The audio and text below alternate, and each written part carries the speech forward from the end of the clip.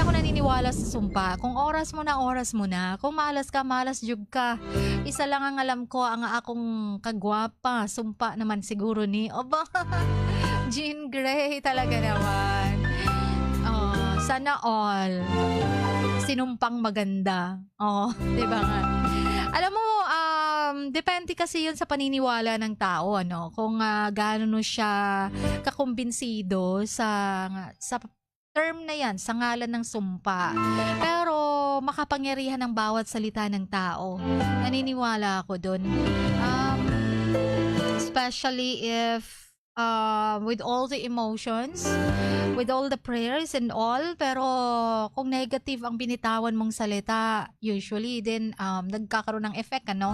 Pero yun lang ang mga sinasabi nila, pero sana bawiin mo kasi baka sa'yo din magba-bounce back para